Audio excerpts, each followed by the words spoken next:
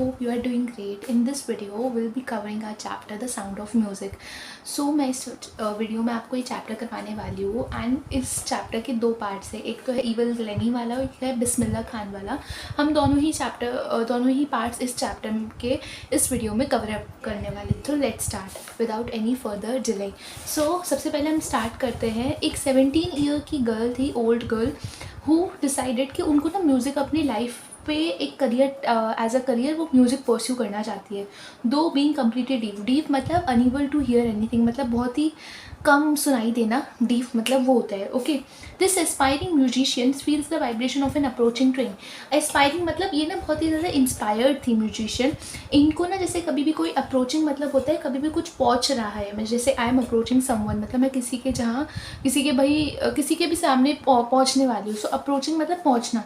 तो कभी भी कोई ट्रेन अप्रोच करके आ रही होती थी ना, उस टाइम ये एस्पायरिंग म्यूजिशियन को पता चल जाता था. She has been selected for training at the prestigious Royal Academy of Music. तो ये सिलेक्ट भी हुई गई थी for training in what, in very important is prestigious Royal Academy of Music. तो ये वहाँ पे सिलेक्ट भी हुई गई थी इन लंदन. अच्छा, ये जो रॉयल अकेडमी ऑफ म्यूज़िक है ये याद रखना लंदन में था.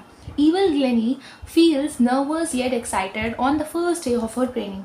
So like it's got kind of a mixed feeling. तो वो excited भी थी, वो nervous भी थी कि first day पे अपनी training के. कहाँ पे training हो रही थी? Royal Academy of Music, जो कहाँ पे थी? लंदन में थी. ठीक है, it's a very prestigious academy. Okay, Glennie started losing her hearing power gradually. तो gradually मतलब टाइम बाय टाइम वो अपनी जो हियरिंग पावर थी ना उसको लूज़ करती जा रही थी. From the age of 8, very important, 8 की एज से वो ये चीज़ बहुत ज़्यादा कम होती जा रही थी due to nerve damage. Nerve का डैमेज बहुत ज़्यादा हो गया था, right.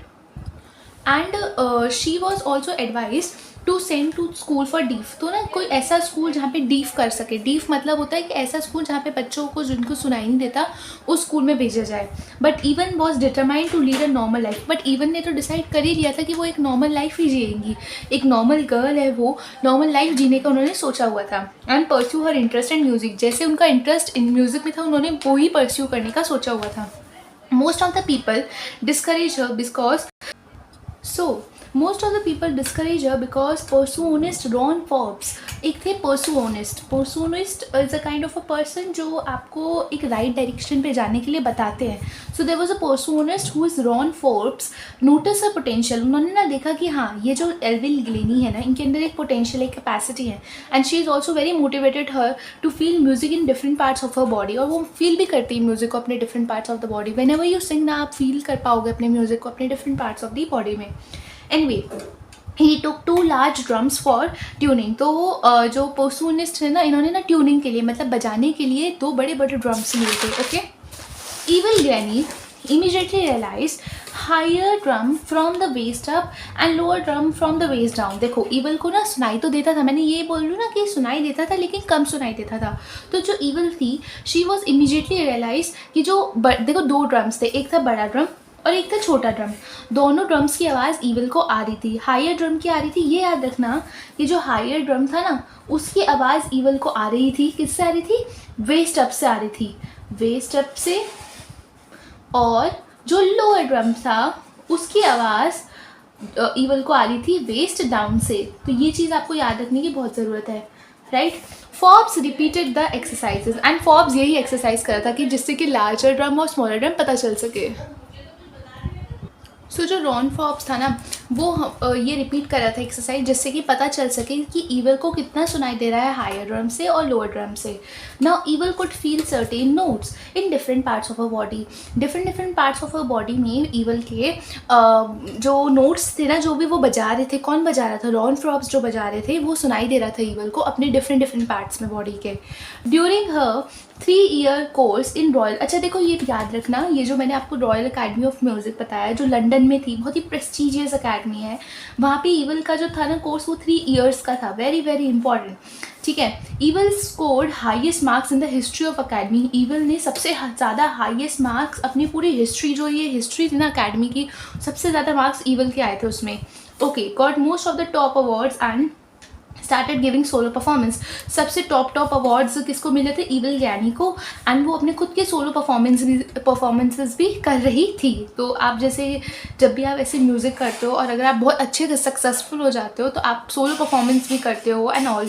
She is now one of the top multi percussionist in the world. One of the top थी वो मल्टी परसुओनिस्ट, मतलब वो अपने जो उनके आप बोल सकते हो जो उनके गाइडर थे, जो रॉन फ्रॉप्स थे, वैसे बन गई थी, बट बहुत ही टॉप बन गई थी वो in the world with a mastery of some 1000 instruments. और उनको ना मास्टरी थी, मास्टरी मतलब like she did masters in thousands of the instrument. और वो बहुत बड़ी एक बहुत ही सक्सेसफुल म्यूजिशियन भी बन गई थी विच ही वॉन्ट्स। और ये बहुत इंपॉर्टेंट है and I want this to all the students who are watching this video, that according to her and according to me as well, if you work hard, very hard, right, and know where you are going, you will get there.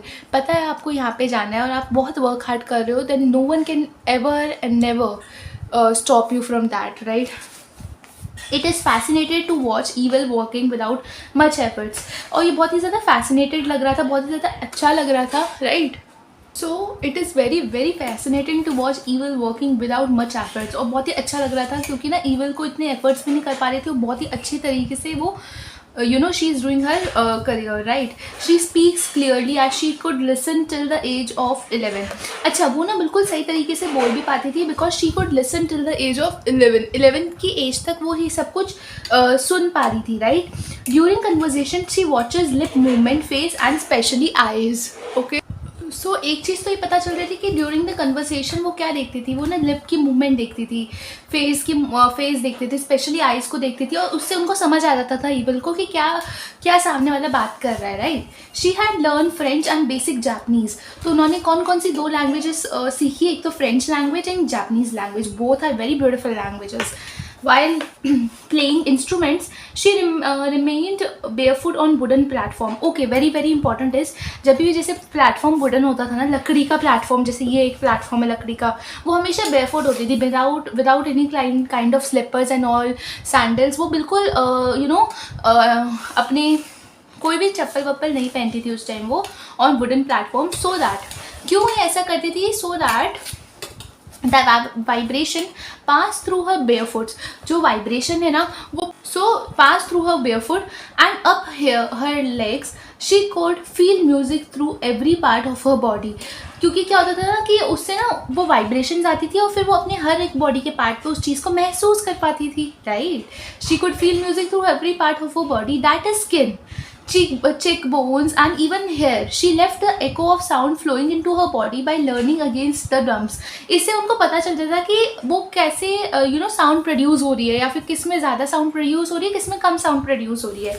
She has been a workaholic and has been rewarded enormously. वो बहुत ही workaholic है, मतलब वो काम में ज़्यादा she wants work, she just wants work, बहुत मतलब प्रोडक्टिव रहती है वो। Royal Philharmonic Society prestigious soloist of the years was presented to her in. और ये एक अवार्ड भी उनको 1991 में मिला था, जो कि था Philharmonic Society's prestigious soloist of the year, right. Besides regular concerts, she has given free concerts in prisons and hospitals। जो prisons होते हैं, जो आपके hospitals होते हैं, वहाँ पे भी वो फ्री कंसर्ट्स देती थी। प्रेजेंट्स बेसिकली आपके जो टेम्पल्स एंड हॉल्स होते हैं, हॉस्पिटल्स होते हैं।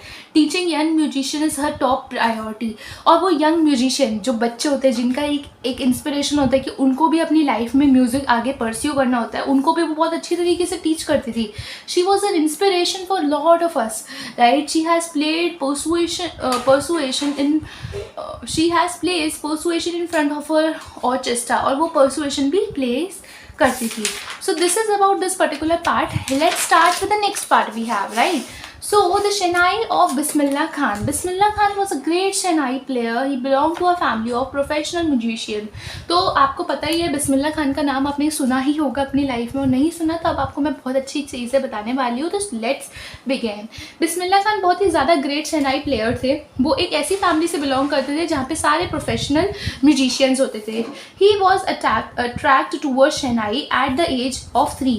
उनको ना ये शेहनाई से अट्रैक्शन कब हुई? जब वो 3 ईयर्स के थे, राइट। ओके, सो जब वो 3 ईयर्स के थे ना, तब से उनको ये शहनाई से बहुत ही ज़्यादा अट्रैक्शन हो गई थी। Though his hard work bought it on to the classical stage, और उनका हार्ड वर्क के साथ वो क्लासिकल स्टेज पे भी आ पाए। A story goes on about the origin of shehnai pungi. अच्छा याद रखना बेटा, ये जो शहनाई थी इसको पहले एक पुंगी बोला जाता था। पुंगी क्या होता थी, मैं आपको एक म्यूजिशियन, पुंगी से शहनाई बनी। पहले कुछ पुंगी हुआ करता था, फिर बनी हमारी ये शहनाई। नाम कैसा आया है, I let you know in this video, right. Pungi a musical instrument was banned by emperor Aurangzeb for its shrill unpleasing sound. तो नहीं, ये पुंगी थी, एक म्यूजिकल इंस्ट्रूमेंट था जो बैन हो गया था। बैन किसने किया था, एम्परर औरंगजेब ने किया था, क्योंकि उनको उनकी साउंड अच्छी नहीं लगती थी। अब बार्बर कौन होते हैं, जो आपके बाल काटते हैं, है ना। तो वो जो एक फैमिली के थे ऑफ म्यूजिशियंस, एक फैमिली थी जिनमें सारे हमारे कौन थे, म्यूजिशियंस थे, ठीक है। और एक बार्बर था, a barber of a family of musicians having access to a royal palace also। उनका access रॉयल पैलेस में भी था, उस फैमिली का, म्यूजिशियन का, जिसमें से एक बार्बर की हम बात कर रहे हैं। Decided to improve to the quality of pungi he took a hollow pipe longer. तो उन्होंने सोचा, एक बार्बर ने, ये मैं बात कर रही हूँ बार्बर की, किसकी फैमिली में से, एक बहुत ही फैमिली ऑफ म्यूजिशियंस में से। उन्होंने सोचा कि ये जो पुंगी है ना, जिसको बैन किया है एम्परर औरंगजेब ने, ये इस पुंगी से कुछ और बनाने की कोशिश कर रहे हैं। सी ही took a hollow pipe, hollow मतलब पतला सा पाइप लिया उन्होंने, लॉन्गर देन पुंगी, पुंगी से बड़ा लिया, एंड मेड 7 होल्स। कितने होल्स बनाए, very very important is 7 holes on it. When he played before king he was impress by the new. अब उन्होंने ना उसको बजाया, लेकिन किंग के सामने नहीं, पहले उस पर बजाया। So he was very impress by the new instrument. बहुत ज़्यादा खुश हो गए थे कि अरे इससे तो साउंड भी बहुत अच्छी प्रोड्यूस हो रही है, और ये पुंगी का एक ऑल्टरनेट भी हो गया, right. Since it was played in the Shah's chamber and was played in the nai. और ये देखो, ये एक शाह के जो चैम्बर था, वहाँ पे इनको हमने प्ले भी किया था शहनाई को। और ये बना किसने बनाया था, ये एक नाई ने। नाई, हिंदी में हम बार्बर को नाई बोलते हैं ना, right. It was name shehnai, that's why इसको हमने शहनाई दिया, क्योंकि ये पहली बार शाह चैम्बर में आवाज़ इसकी, मतलब इसको हमने बजाया था, और एक नाई ने बनाया है, तो शहनाई ऐसे नाम आया। वेरी वेरी इंपॉर्टेंट, क्योंकि ये क्वेश्चन आता है हमेशा पेपर्स में, मेरे टाइम पे भी आया था। The sound of shehnai is considered auspicious, बहुत ही ऑस्पिशियस, बहुत ही ज़्यादा ऑस्पिशियस मानी जाती है साउंड शहनाई की। The shehnai was part of the नौबत, नौबत का भी एक पार्ट है शहनाई। नौबत क्या है, नौबत एक ग्रुप है 9 ट्रेडिशनल म्यूजिकल इंस्ट्रूमेंट, उनमें से शहनाई भी एक इंस्ट्रूमेंट उसमें से है। किस में से है मैं बता देती हूँ वापस आपको, इधर लिख भी देती हूँ, विच इज़ नौबत, okay. Now coming to here, found in the royal, over here we are coming, right, found in the royal court, it was played only in temples and weddings। अच्छा, ये जो शहनाई है ना, ये टेम्पल्स में, weddings में आपने बहुत सुना होगा, आप खुद भी सुनते होगे कि शहनाई की कितनी आवाज़ आ रही होती है, राइट। सो आपने भी सुनी होगी शहनाई पुंगी की आवाज़, right. It was plays only in temples and weddings, temples और वेडिंग्स में ही हम इनको प्ले करते थे। अब बिस्मिल्लाह खान का जो नाम था पूरा, वो था Ustad Bismillah Khan. Bought it on to the classical stage, उन्होंने ये क्लासिकल स्टेज पे लाए। He invented many ragas and played them on shehnai, उन्होंने शहनाई पे बहुत सारे म्यूजिक्स भी बनाए और बहुत सारी नई नई चीज़ें भी बनाई। Bismillah Khan was born on, अच्छा बहुत, ये हम उनकी हिस्ट्री के बारे में पढ़ रहे हैं बिस्मिल्लाह खान की। तो वो बॉर्न कब हुए थे, March 21, 1916। इन डेट्स को लर्न करने के लिए मैं आपको एक चीज़ बताती हूँ, जब भी आपका चैप्टर हो जाए ना, आप इन डेट्स को स्पेसिफिकली कहीं लिख लो, राइट, और उनको टाइमलाइन बना के लर्न करोगे तो it's very easy for you to learn, right. Now in a musician family of Rasool Bucks Khan, Shehnai Nawaz of Bhojpuri King court in Dumraon Bihar. तो ये बता रहे हैं कि जो बिस्मिल्लाह खान थे वो इधर बॉर्न, यहाँ ये इनकी डेट है, right, born date. And in a musician family में बॉर्न हुए थे, जो मैंने आपको इधर भी बताया था, right, of Rasool Baksh Khan, shehnai Nawaz of Bhojpuri King court in Dumraon Bihar, right. Father Paigambar Baksh, इनका नाम, फादर का नाम था Paigambar Baksh, was also a great shehnai player, उनके पापा भी बहुत ही अच्छे शहनाई प्लेयर थे। His maternal uncle Ali Baksh, एक उनके मटीरियल अंकल थे जिनका नाम था Ali Baksh, gave him shehnai lessons, वो भी उनको शहनाई के लेसन्स, किनको, बिस्मिल्लाह खान जी को शहनाई के लेसन्स देते थे। ही प्रैक्टिस प्लेइंग शहनाई एट बालाजी, वो बालाजी में प्ले करते थे शहनाई, and Mangla Maiya temple on the bank of river Ganga. तो यहाँ जगहों पे वो प्ले करते थे shehnai. At the age of 14, 14 साल की एज में ही played shehnai with his uncle at Allahabad. Bismillah Khan ji ने 14 साल की एज में अपने अंकल के साथ इलाहाबाद में एक म्यूज़िक कॉन्फ्रेंस में शनाई बजाई थी एंड वॉज अप्रिशिएटेड बाय उस्ताद फैयाज़ खान। उस्ताद फैयाज़ खान से उनको अप्रिशिएट भी कराया गया था। He often played shehnai at All India Radio, और वो ऑफ्टन मतलब कभी कभी शनाई हमारा जो ऑल इंडिया रेडियो लखनऊ है वहाँ पे भी प्ले करते थे since it's opening in 1938। Very very important over here is 1938. Bismillah Khan was the first Indian to greet the nation with this शनाई। बहुत इंपॉर्टेंट है, बहुत ज़्यादा।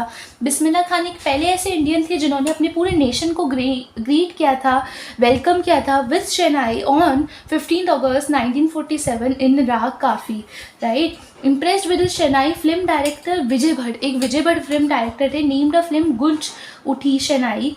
बिस्मिल्लाह Khan compressed a hit song दिल का खिलौना है टूट गया and Kannada film Sanaadi Appanna but artificially and glamour of films could not attract him for long. But उनको ये जो फिल्म्स एंड ऑल था ये इतने पसंद नहीं था, उनको अपनी शनाई बहुत ज़्यादा पसंद थी एंड वो उसी के साथ चल रहे थे। उन्होंने ये चीज़ें तो की थी लेकिन उनको इतनी ज़्यादा ये चीज़ें पसंद नहीं थी।